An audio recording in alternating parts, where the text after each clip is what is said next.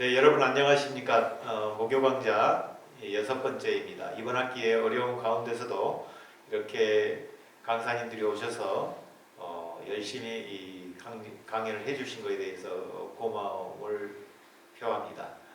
오늘은 이번 학기 목요 강좌 6번째이자 마지막 강연입니다. 오늘 제목은 한신 80년 장공과 만우의 정신으로 한신의 미래를 말하다 입니다. 여러분 아시다시피 올해 우리 한신대학교는 개교 80주년을 맞이했습니다. 우리 한신대학교의 80년 역사를 돌이켜보면 1940년에 개교가 되었으니까 일제강점기입니다. 또 해방과 분단, 한국전쟁과 산업화와 민주화, 그리고 4차 산업혁명 시대를 맞이한 오늘의 시대에 이르기까지 우리 대학교는 질풍노도와 같은 한국 현대사와 궤를 같이 해왔습니다. 지난 80년 동안 한신대학교가 한국 역사와 한국 사회에서 각인시켜온 노선적인 흐름은 매우 분명했습니다. 그것은 교육의 공적 책임을 다하는 대학으로서의 위상 정립과 역할이었습니다. 여러분 올해가 80주년을 맞이했는데 우리 대학은 단설 신학대학으로서의 40년, 1940년부터 1980년까지 그리고 종합대학으로서 또 40년, 1981년부터 2000년까지 그랬습니다.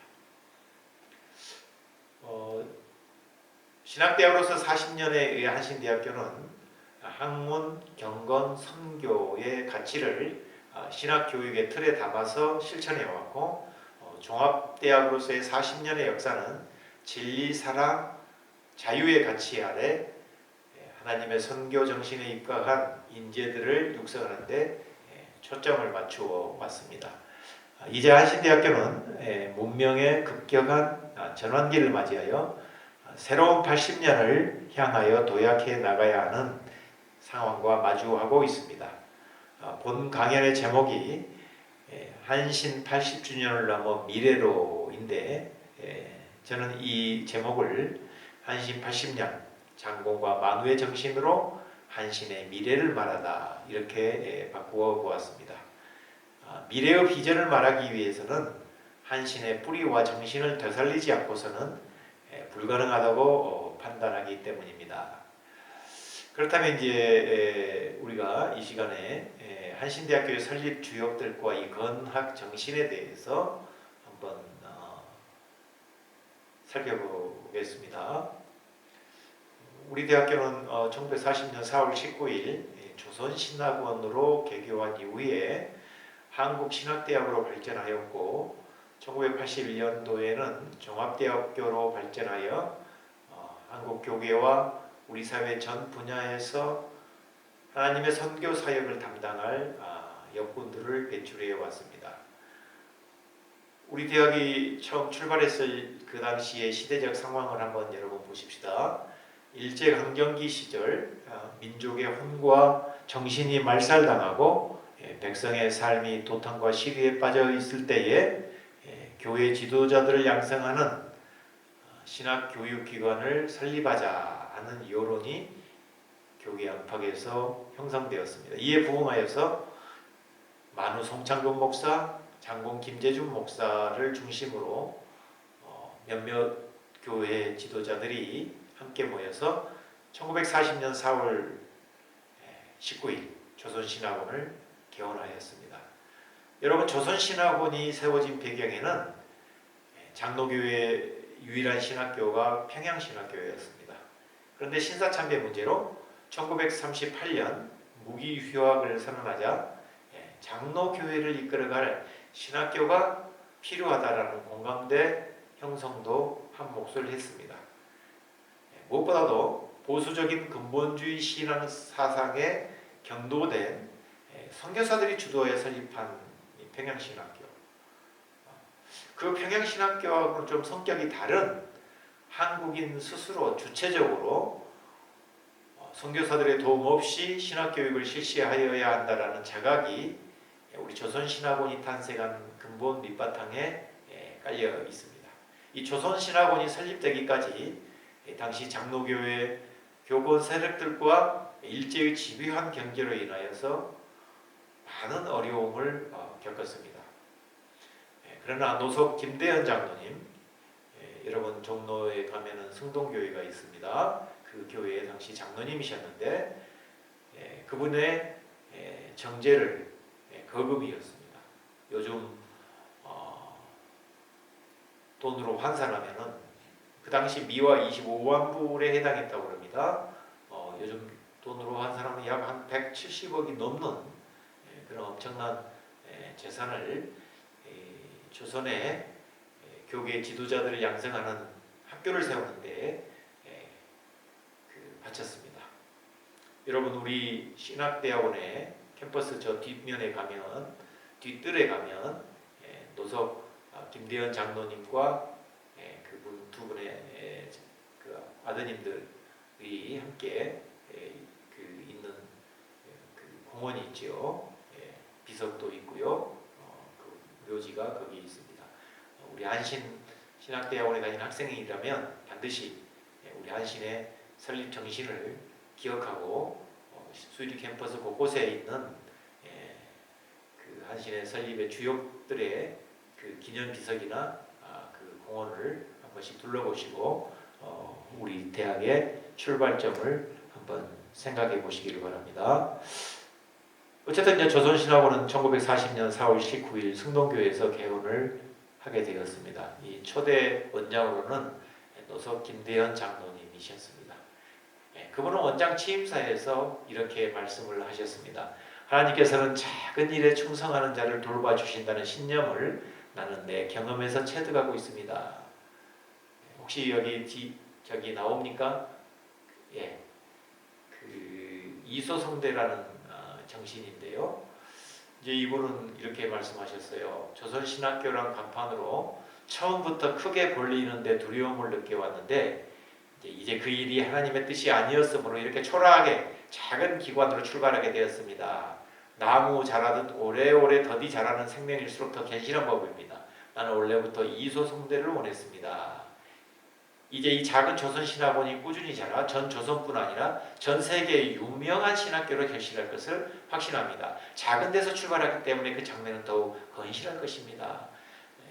노석 김대원 장로님 초대 원장의 이 이소성대의 정신이 80년이 지난 오늘 한신대학교로 이렇게 발전하게 되는 하나의 사표가 되었다. 저는 그렇게 생각합니다. 작은 것을 통해서 견실하게 튼실하게 열매를 이렇게 맺었다고 봅니다. 우리 조선신학원이 이렇게 세워질 때에 조선신학원의 교육 이념이 있지 않겠습니까? 당시 이 조선신학원의 설립의 주역이었던 우리 김재준 목사님은 이렇게 교육 이념을 발표하였습니다. 복음 선포의 실력뿐만 아니라 학문적인 사상에서도 세계적인 수준에 도달할 것, 경건하면서도 자유로운 연구를 통한 복음적인 신앙에 도달할 것, 교회를 봉사하는 신학교육을 실시할 것. 우리 한신 신학교 신학대학원의 하나의 정신이기도 하고 이것이 우리 종합화 이후에도 우리 한신대학교의 여러 정신의 그 기둥이라고 저는 생각합니다. 복음 선포의 실력뿐만 아니라 학문적인 사상에서도 세계적인 수준에 도달할 것. 그러니까 한신이 자랑할 수 있는 것은 이런 학문성, 또 세계적인 어떤 그 리더자가 될 수 있는 그런 그릇을 만드는 그러한 대학이다.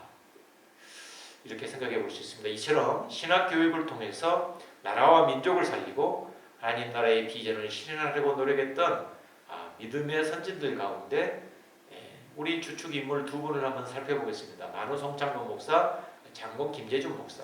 우리 한신대학교 형성과 발전 과정에서 이 두 분은 빼놓을 수 없는 한신대학교의 아브라함이다. 이렇게 볼 수가 있습니다. 우리 오산에 이제 있는 경기 캠퍼스에 가면 본관이 장공관이고 또 그 강의실이 있는 그 붉은 벽돌 건물이 만우관입니다.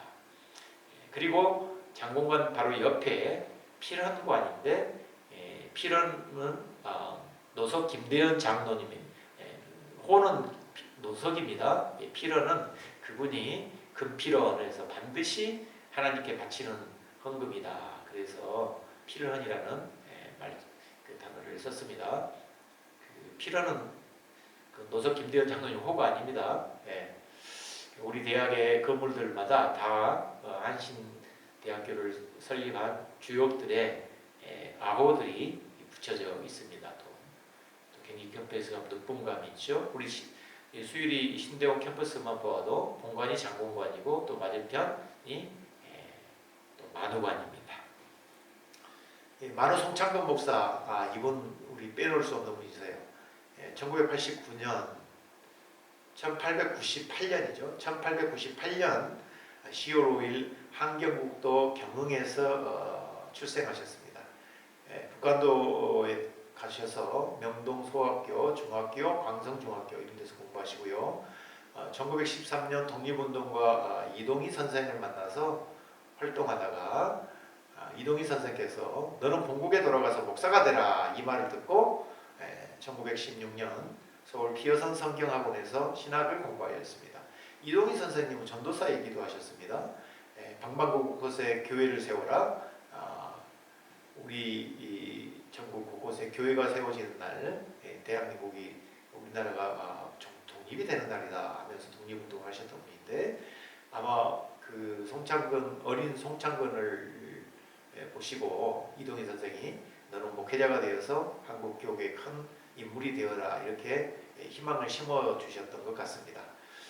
피어선 신학교 졸업한 후에 송창근 목사는 남대문교회 조사로 활동하고 또 독립운동을 했다는 이유로 감옥살이도 했습니다. 이후 송 목사님은 일본과 미국으로 유학을 떠나 신학 박사를 받고 귀국하여서 1939년 조선신학원 설립에 착수하였고요. 아마 송창근 목사님 일생에서 가장 큰 보람은 장공 김재준 목사를 만난 일이 아닐까 싶습니다. 1920년 8월 하순에 6개월간 감옥살이를 하고 송창근 목사님은 고향으로 내려갔습니다. 고향으로 내려가셔서 이런저런 소문으로 알고 듣고 있었던 전도 유망한 청년이 있다. 그분이 바로 김재준이었는데 당시 김재준 목사님이 웅기 금융조합에서 근무하고 있었습니다. 그래서 그 청년 김재준을 만나서 그분의 사랑됨을 알고서 서울로 가서 신학문을 공부할 것을 권유하였습니다. 만우평전 작가인 송우회 선생님은 만우는 천성적으로 설계자의 특성을 지닌 사람이었다. 큰 눈으로 현상을 보고 본능적으로 그에 대한 대비를 하는 사람이었다고 이렇게 평가했습니다.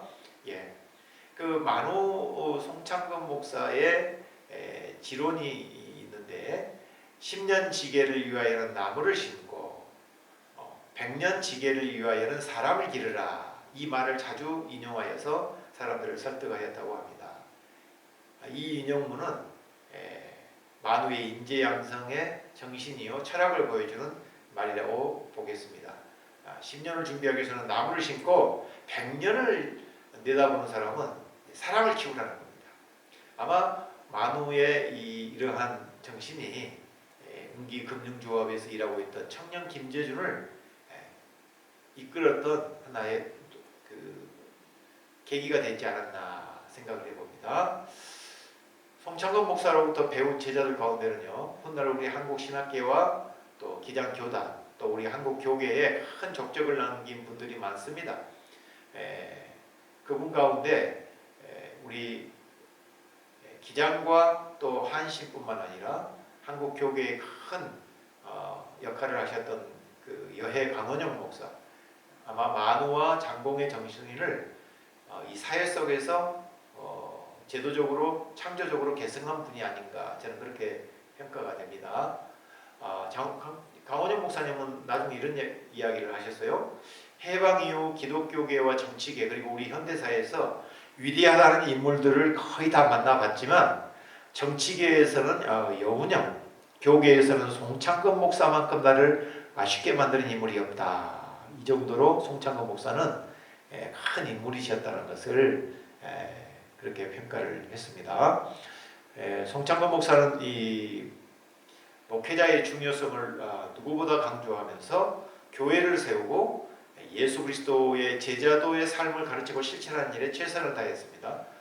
1921년 YMCA가 발간하는 청년이라는 잡지에 만우는 다음과 같은 논설을 발표하였습니다.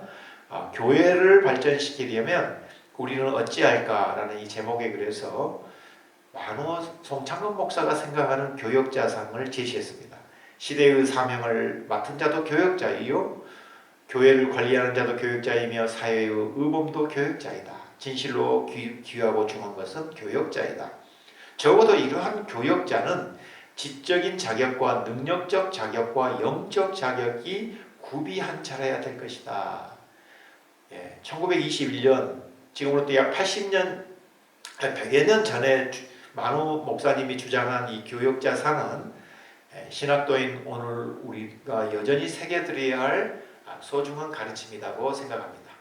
지적인 능력, 리더십 확보, 영성으로 무장한 경건의 능력을 갖추는 일이야말로 오늘 우리 한국 교회와 사회를 새롭게 변화시켜 나가는 데에 원동력이 아닐까 싶습니다. 이러한 만우의 사상은 오늘도 여전히 우리 한신대학교의 물줄기임을 잊지 말아야 합니다. 또 한 분의 중요한 인물, 장공 김재준. 장공 김재준 목사에 대해서 한번 보십시다. 이번 1901년도에 태어났으니까 만우 목사님하고는 한 3살 터울이라고 볼 수 있겠습니다. 보수적인 유교적 분위기 가정에서 태어나 어려서부터 한학에 몰두하였습니다. 1920년 서울에서 서울로 올라왔죠. 그 만우 송창건 목사의 권유에 따라 김재준 목사님이 이제 서울로 이렇게 올라오셨는데 이 두 분의 관계를 보면은요, 만우가 한 발 앞서가고 장공이 또 그 뒤를 이어서 계승해가는 뭐 이런 관계라 할까요? 사제지간은 아니지만은 같은 친구요 동료지간이면서도 동지적인 관계로 두 분이 일본에 유학을 가시고 또 미국에 같이 유학을 가시고 이런 관계이십니다. 송창건 목사님은 덴버에 있는 미국의 콜로라도 주도가 덴버인데 거기에 아이리프 대학이 있습니다. 신학대학으로서요 아주 명문입니다. 그 당시에 여기에서 신학 박사학위를 받으셨습니다. 아마 현지에서 외국 유학 가서 현지에서 신학 박사를 받은 최초의 1호가 아닌가 싶습니다. 그 이전에 물론 남궁혁 박사님도 있었지만은 그분은 본국에 돌아오셔서 이렇게 박사를 써서 받으신 걸로 제가 알고 있습니다. 그러니까 현지에 머물면서 유학생 신분으로서 온전히 그 신학 공부를 마치고 박사를 받으신 분은 송창건 박사가 우리 한국에서 1호다 이렇게 볼 수 있습니다. 장공 김재준 목사님도 프린스턴, 웨스트햄 이런 그 유수한 신학대학에서 공부를 하셨고요. 웨스턴 신학교를 졸업하고 귀국하여서 조선신학원을 설립하는데 주도를 하셨죠. 그래서 신학교육을 담당하셔서 많은 목회자들을 길러내는데 헌신하셨습니다. 김재준은 기독교 복음을 특정한 어떤 교리적인 틀 속에 가두어서 정통이라는 이름으로 신앙과 양심의 자유를 억압하려고 했던 근본주의 신학과 논쟁을 하셨습니다. 또한 기독교 지도자들의 몰역사적인 태도를 아주 강하게 비판을 하셨죠. 김재준 목사는 하나님 나라란 성경의 애언자들의 활동에서 배울 수 있다는 이런 신념에서 성경의 애언자들에 관한 연구들을 하셔서 발표하셨습니다. 그의 관심은 애언자적인 역사 사회 참여 신학을 강조하고 예수 정신으로 돌아갈 것을 주장했습니다. 당시 보수 정통 신학만이 교회와 성경 말씀을 올바로 지킬 수 있다고 주장하는 그러한 사람들은 김재준의 신학 사상을 문제 삼고 공격했습니다. 신신학이다, 자유주의 신학이다. 이 자유주의 신학은 결코 아닌데도 그러면서 김재준의 신학은 그런 신학으로 그렇게 매도를 했습니다. 그래서 당시 교권 세력들은 김재준의 신학 사상이 의심스럽다. 일종의 빌라도 재판을 해서 제명을 시켰습니다. 여러분, 김재준 목사는 자유주의 신학자가 아니었습니다. 그는 자유주의 신학의 한계를 분명히 인식하였고 학문과 경건을 신학교육의 근본으로 삼고서 신학 양심의 자유를 외쳤던 분이십니다. 김재준은 한국신학대학 교수요 학장으로 봉직하고 있을 때에 당시 이제 군사정부의 방침에 따라서 어떻게 보면 타의로 은퇴하게 되셨습니다. 그 이후에 60년대 말 70년대에 한국 사회의 반독재 민주화 운동의 구심적 역할을 하셨지요. 김재준의 예언자적 사회 참여 신앙은 기독교 사회 운동뿐만 아니라 한국 민주화와 통일 운동의 초석이 되었습니다. 이와 같은 김재준 목사의 사상 및 신앙 노선은 이후 한신대학교의 학문 형성 및 방향 설정에 큰 영향을 미쳤습니다. 그래서 이 만우가 남긴 유산, 근데 안타깝게도 만우 송창건 목사님은 6.25 때 납북이 되셔가지고 행방을 알 수 없게 되었고, 그 송창근의 공백기를 장공 김재준 목사가 맡아서 훌륭하게 그 신학대학을 키워왔고 많은 제자들을 양성했습니다. 그래서 북한도에서부터 가르쳤던 제자들이 많이 있습니다. 여러분 잘 아시는 문익환, 문동환, 안병무, 강원용, 기라성 같은 우리 한국 교계와 사회에 많은 그 족적을 남기신 인물들입니다. 장공의 우산 아래에서 이런 훌륭한 인물들이 많이 배출되었다. 이것이 우리 한신의 전통에서 자랑스러운 유산이 아니겠습니까? 이 한신대학교의 설립 주역들이 남긴 이러한 역사적 유산들은 우리 한신대학교가 발전해온 원동력이고 본 대학의 자산이라고 할 수 있습니다. 우리 한신대학교는 이 산업화와 민주화라는 한국 현대사의 경남 속에서 역사의 화살촉으로서 그 소임을 의연하게 감당해 왔습니다. 한신을 한신되게 한 것은 한신의 건학 이념 속에 내포된 진보적 역사관, 실천지향적 학문성, 자주적이고 주체적인 전문적 식견을 갖춘 인재상, 자유와 진리, 사랑의 생명 공동체의 가치들이 우리 대학교의 발전 계획이나 특성화 전략 수립 과정에서 꾸준하게 구현되어 왔음을 볼 수 있습니다. 이러한 교육의 방향들은 우리 한신대학교 중장기 발전 전략을 살펴봐도 금세 알 수 있습니다. 우리 대학교가 종합화한 지 한 15년쯤 지났을 때에 이제 우리 각 학과들도 많이 늘어나고 이제 제법 단과대학들의 형태가 갖춰지기 시작할 무렵입니다. 중장기 발전 전략들을 이제 수립하기 시작했어요. 그래서 1995년 또 2000년 이렇게 5년 단위로 첫 번째 발전 계획이 발표되는데 한신대학교 장기 발전 계획이다.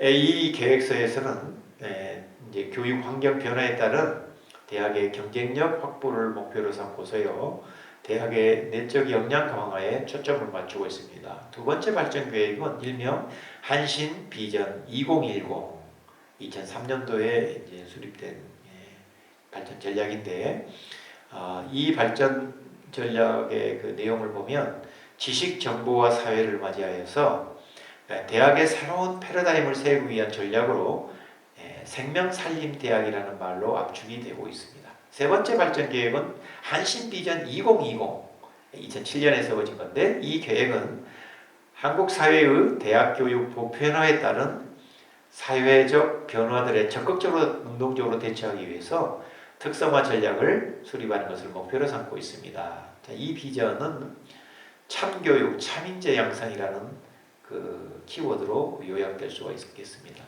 네 번째 발전 비전은 여러분 더불어가는 실천지성이라는 그 용어로 요약되고요. 가장 최근에 우리 학교가 발표한 한신대학교 발전 계획은 한신 비전 2030이다. 2019년 발표되었습니다. 이 비전은 평화 융복합 교육을 기반으로 글로벌 평화 리더 양성에 주안점을 두고 있습니다. 지금까지 우리 한신대학교는 급변하는 이러한 시대적 환경 속에서도 누룩처럼 소금처럼 자기 맛을 잃지 않으면서도 세상을 변화 선도해 나가는 선구자적인 역할을 감당해 왔습니다. 이것은 한신 정신의 가치와 진가 덕분이 아닌가 싶습니다. 그래서 종합대학으로 이렇게 성장해 오는 과정 속에서도 우리 한신대학교는 한신대학교가 처음 출발했던 그 정신을 놓지 않고 발전 전략이나 특성화 전략에 그를 녹여서 확대 발전시키려고 최선의 노력을 기울여 왔다. 그런데 이제 앞으로도 여전히 우리 한신은 한신답게 한국 교회와 한국 사회, 더 나아가서 오늘이야 우리 한신대학교가 표방하고 있는 글로벌 평화 리더 양성을 통해서 한신대학교의 가치와 생명력을 과연 담보해낼 수 있는가? 이게 우리 스스로에게 물어야 할 하나의 질문입니다. 또 우리가 풀어나가야 할 하나의 숙제이기도 하겠지요. 그렇다면 오늘 우리 한신의 현재와 또 앞으로의 미래는 또 어떻게 될 것인가? 저는 오늘 이 강연에서 한신 80주년을 넘어서 미래로 어떤 발전 전략이라든가 구체적인 어떤 방안들을 지금 제시하는 것이 목적이 아닙니다. 우리 한신의 앞으로의 미래를 이야기하기 위해서는 오늘의 현재에 대한 상황을 되짚어보고 또 그 바탕 위에서 우리가 추구해야 할 가치는 정말 무엇인가, 이거를 우리가 좀 봐야 되지 않을까 싶습니다. 현재 전 세계적으로 확산되고 있는 이 코로나 감염증 사태, 여러분 참 힘들죠. 우리 대학도 지난 학기, 이번 학기 또 거의 다 비대면 수업으로 지금 진행되고 있지 않습니까? 대학 사회가 받는 충격은 어느 집단보다도 좀 큰 것 같습니다. 이 코로나 감염증 사태는 이 세계관의 변화를 초래할 만큼 전방위적이고 강력합니다. 이제 비대면 거리두기 굉장히 장기화되고 있습니다. 우리나라도 이 코로나 감염증이 이렇게 시작된 지가 한 10개월 정도 되니까 좀 지치기도 하고 피로가 누적이 되기도 하지요. 우리 신학대학원도 지금 비대면으로 계속 해오다가 2주 전에 대면으로 이렇게 다시 이제 하고 있는데, 우리 학생들이 오랜만에 이렇게 10개월 만에 학교 나오니까 너무 좋아하는 모습들을 보니까 참 마음도 뭉클하기도 하면서도 이렇게 서로 인격적으로 서로 마주하면서 수업을 하면 훨씬 더 좋을 텐데라는 아쉬움이 있습니다. 캠퍼스가 여러분 아시다시피 학생들이 좀 이렇게 다니니까 좀 살아있는 것 같지 않습니까? 제가 지난주에 우리 학생들에게 학생들이 이렇게 캠퍼스를 활보하고 다니니 학교가 학교답다 했더니 어느 학생이 저희들도 학생답습니다, 이런 대답을 하고 함께 웃는 적이 있었는데요. 우리가 서로 방역 지침을 잘 지켜가면서 남은 기간 동안 여러분 한 주 한 주 유종의 미를 거둘 수 있는 그런 학기가 되기를 또 바랍니다. 자, 언택트 사회, 새로운 용어들이 요즘 이제 많이 등장하지 않습니까? 그래서 이제 온라인과 모바일이 이제 의사소통의 또 수단이 되기도 했고요. 화상 강의, 화상 회의, 이런 것이 이제 일상화되어 가고 있습니다.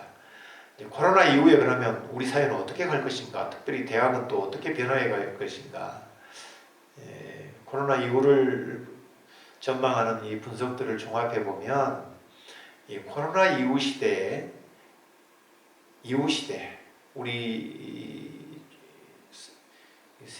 우리나라뿐만 아니라 우리 세계적으로 볼 때 주요 환경 변화가 어떻게 변화가 될 것인가? 환경이 변화될 것인가? 이 탈세계화, 디지털 경제 가속화, 이렇게 압축될 수가 있습니다.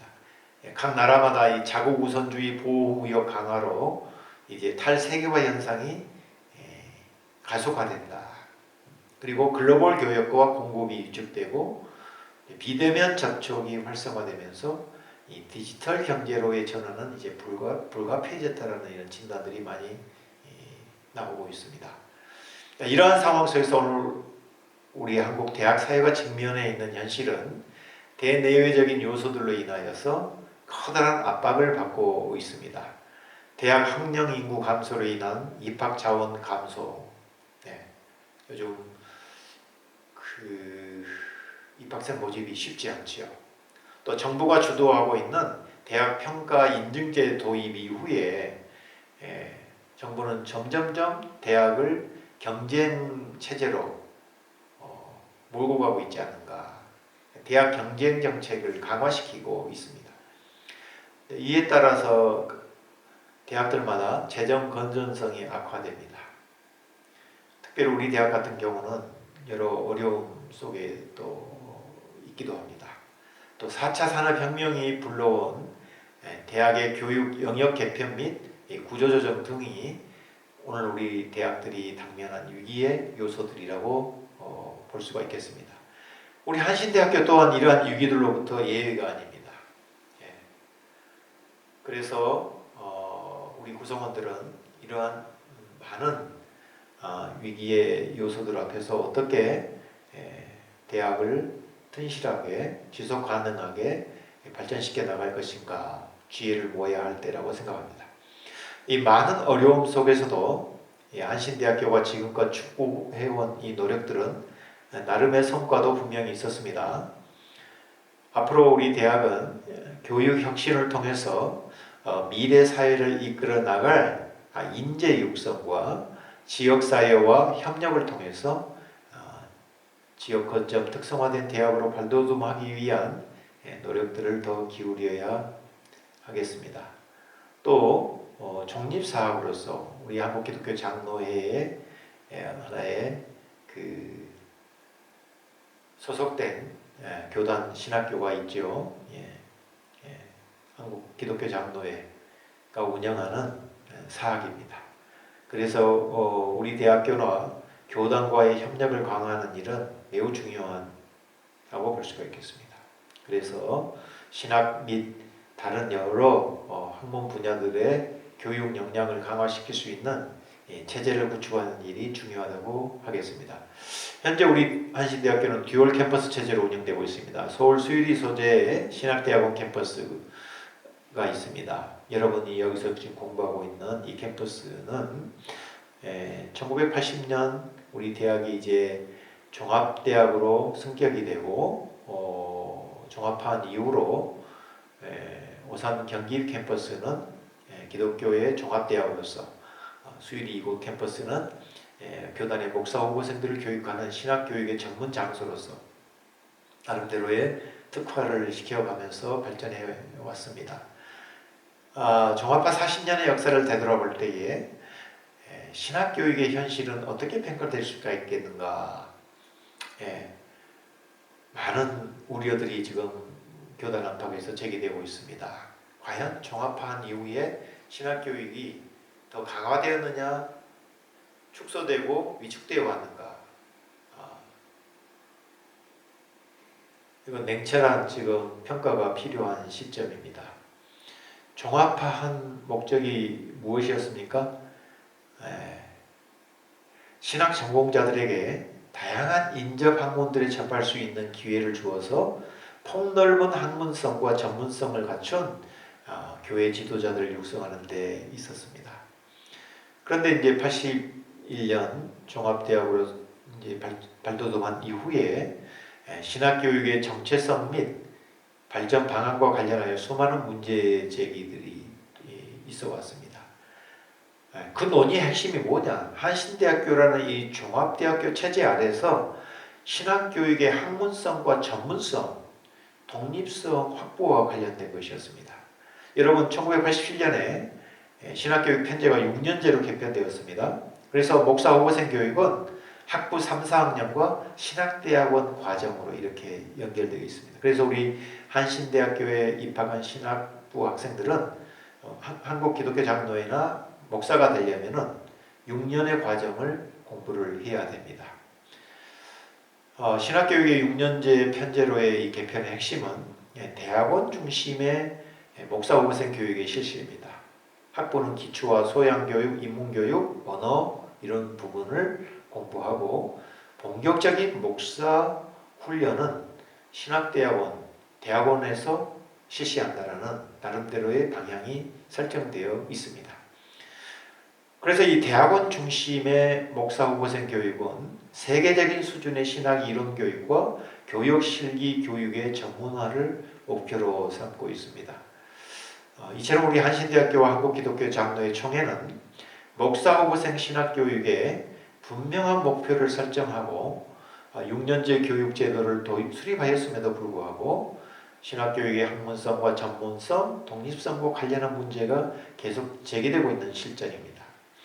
여러분, 우리 이번에 지난주 월요일인가요? 그 105회 총회 속회에서 현재 우리 총회는 한신학원 이사회를 중심으로 해서 수유리 중심의 어떤 신학교육의 독립성과 자율적 운영의 방안을 모색하고 있습니다.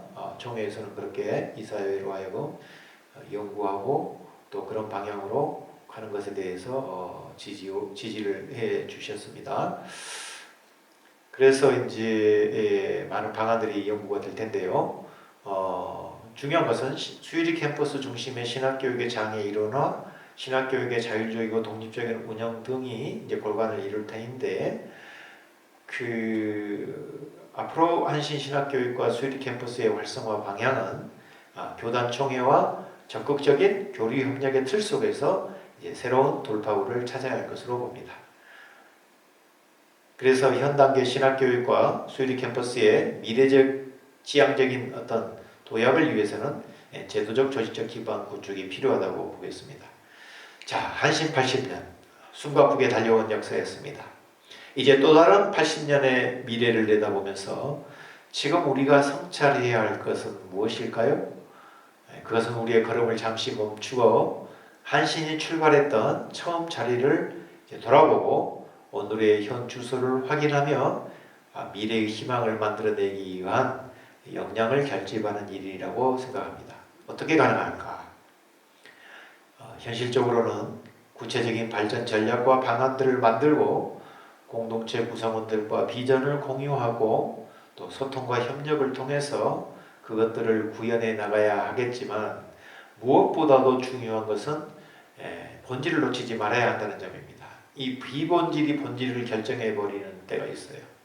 지역적인 문제가 대의를 망칠 때가 있어요. 지나온 역사에서 한신이 정체되었다, 아니 어느 부분에서는 좀 퇴보했다, 만약 이렇게 우리가 스스로 평가를 하고 한다면은, 자, 그 근본 원인은 어디에 있을까? 여러분, 나는 사뭇 좀 원론적인 이야기를 지금 하고 싶습니다. 제가 그 몇 가지 그 용어들을 지금 파워포인트에 이제 써 놓았습니다. 파워포인트 지금 올렸나요? 예. 성경 속의 인물 야곱은 야뽕 나루터에서 밤새 하나님의 천사와 씨름하였습니다. 그 야뽕 나루터에서 하나님의 천사가 야곱에게 물었던 질문이 창세기 32장 27절에 있습니다. 내 이름이 무엇이냐? 야곱입니다. 그래, 앞으로의 내 이름은 이스라엘이라고 하겠다. 나라명 이름이 사람 이름이 된 것은 아마 이스라엘이 처음일 겁니다. 그러니까 내 이름이 무엇이냐, 이 질문은 지금 이 하나님의 천사가 야곱의 이름이 무엇이었는지를 몰라서 물어본 것이 아닙니다. 그것은 다름 아닌 본질을 찾고 근원을 물을 때에 살 길이 열린다는 것을 말해주고 있습니다. 여러분,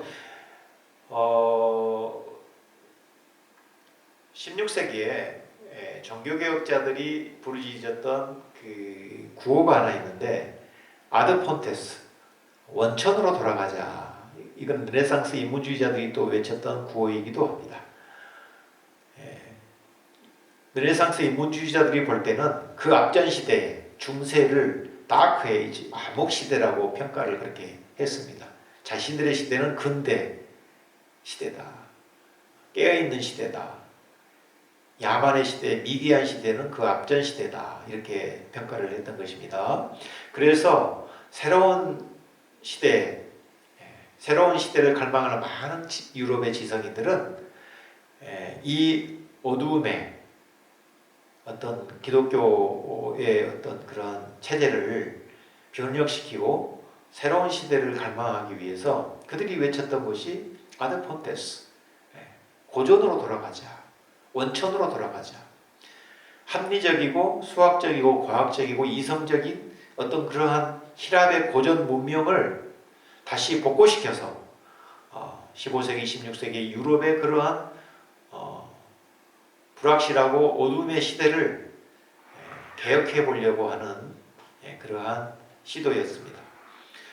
루터 칼빈 스윙글을 비롯한 종교개혁자들은 이러한 중세의 강력한 교황체제에 저항하면서 본질로 돌아가자 그렇게 외치면서 오직 성경으로, 오직 말씀으로, 오직 믿음으로, 오직 은총으로 솔라 피데, 솔라 스크립투라, 솔라 그라치아 이렇게 외쳤던 것입니다. 오늘 우리 한신대학교를 향해 하나님은 이렇게 물으십니다. 한신대 이름이 무엇이냐? 그런 점에서 앞에서 언급한 우리 한신대학교 건학의 주역들이 외쳤던 교육 철학, 한신대학교가 지향해왔던 핵심 가치들이 새로운 환경에 걸맞게 확대 발전되어야 할 것입니다. 캠퍼스 규모나 건물이나 훌륭한 교수진, 훌륭한 우리 학생들, 또 교직원 선생님들 이런 것도 중요하지만은 과연 그 핵심에, 그 심장에 하나님을 경외하고 세상과 인간을 깊이 사랑할 수 있는 그러한 뜨거운 열정이 우리 안에 살아있느냐, 이것이 더 중요한 것이 아니겠습니까? 외적인 모양만 이렇게 화려하다고 해서 그 사람이 꼭 건강한 것은 아닙니다. 그래서 운동살로 성장해야 건강한 몸이 되지 않겠습니까? 튼튼하게 우리의 정신이 살아있기를 바랍니다. 무엇보다도 우리 한신의 전통은 빛나는 아카데미즘이 자랑입니다. 대학의 본연은 두말할 필요 없이 진리 탐구와 연구와 교육에 매진하는 일입니다. 한신의 학문성과 전문성은 후학들이 계속 창조적으로 발전시켜 나가야 하는 그런 중요한 그 분야입니다. 또 하나는 인재 양성, 우리 한신의 자랑입니다. 사람 키우는 일입니다. 만우와 장공이 남긴 최고의 유산은 후신 양성이 아니었겠는가 싶습니다. 오늘 점심시간에도 어느 목회자 그룹들과 함께 만났는데 모두가 다 들의 사람들이었어요. 그런데 한신에서 4년, 6년의 과정을 거치고 나서 졸업할 때에는 정말로 자기 목소리로 자기 이야기를 할 수 있는 사람으로 만드는 그러한 구조가 우리 한신이 있었다. 그걸 자랑이다. 이렇게 이야기한 적이 있습니다. 많은 분들이 공감을 했고 거기에 모인 또 어느 원로 목사님도 나 같은 시골뜨기가 이렇게 한신에 와서 많은 것을 배우고 또 이렇게 역할을 할 수 있었던 것은 한신이 주는 큰 축복이었다. 그렇게 고백한 것을 들었습니다. 신학생들뿐만 아니고 우리 대학에 속해 있는 많은 학생들이 이러한 자부심과 자긍심을 가질 수 있는 대학으로 발돋움했으면 좋겠다라는 생각을 늘 하고 있습니다. 우리 한신의 주역들은 건축가가 버린 돌들도 다듬고 연마하여서 주춧돌로 만들어내는 훌륭한 구조를 만들어냈다. 이것이 우리 한신의 자랑입니다. 한신 교육이 지닌 특징이기도 합니다. 무엇보다 우리 한신 전통의 유대성은 역사와 사회 참여 사상을 발전시켜온 점입니다. 수유리 시절 우리 한신은 작지만 강한 대학으로서 한국 민주화 운동의 산실 역할을 하였습니다. 이러한 전통은 종합화 이후에도 계속 발전되어서 민주화와 통일, 인권, 생명, 평화 운동으로 발전해 가고 있습니다. 이 과정에서 수많은 한신인들은 우리 사회 곳곳에서 자신들만의 그 역량을 발휘했습니다. 앞으로 한신은 이웃과 세상을 사랑하고 변화시키는 창조적인 지성인들을 길러내는 데에 최선을 다 기울여야 하지 않을까 싶습니다. 또 기독교 명문 사학으로서의 발전을 꾸준히 모색해야 하겠습니다. 그래서 한신의 심장이 다시 뛰도록 해야 하겠습니다. 한신대학교는 오늘의 대학사회의 사회와 직면한 위기를 극복하고 역사의 화살촉으로서 미래를 선도해 나갈 저력을 갖고 있다고 생각합니다. 중요한 것은 지금의 어려움들 앞에서 한신대학교는 과연 문명의 전환을 선도할 수 있는 능력을 갖추고 있는가 깊이 성찰해 볼 때입니다. 여러모로 한신대학교는 장점이 많은 대학입니다. 오늘 우리는 한신대학교가 왜 존재해야 하는지 그 본질적인 물음을 다시 해보아야 합니다. 본질을 묻는다는 것은 현실에 안주하지 않고 계속해서 자기 혁신, 자기 변화를 해 나가겠다는 어떤 열린 태도를 의미합니다. 일찍이 김재준 목사는 개혁이란 부단히 개혁하여 세상 급류의 길잡이가 되어야 함을 의미한다고 역설하였습니다. 요즘 잣대로 치자면 한신대학교는 요즘 앞에서 제가 많은 위기의 요소들을 열거했는데 한신대학교는 그렇게 보면 출발부터 위기였습니다. 그런데 진짜 중요한 것은 그러한 잣대로 우리 대학을 평가할 수 있겠는가.